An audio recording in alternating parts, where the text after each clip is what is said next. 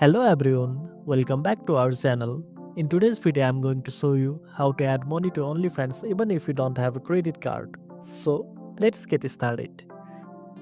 If you don't want to use a credit card for privacy or security reasons, don't worry.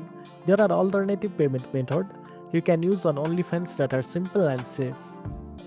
One of the most popular options is using a virtual credit card or a prepaid card that works just like a regular credit card. You can get a virtual card from apps like Revolut, Skrill, or Privacy.com depending on your country. Once you create an account on these platforms, they give you a card number, expiry date, and CVV, just like a physical card. You can then add funds to this virtual card using your local bank, mobile wallet, or even PayPal in some cases. After loading money into the virtual card, go back to OnlyFans, click on your profile icon, and go to Your Cards from the drop-down menu. Then click on Add a new card and enter the details of your virtual or prepaid card. If the card is accepted, you are all set to make purchases or subscribe to your favorite creators.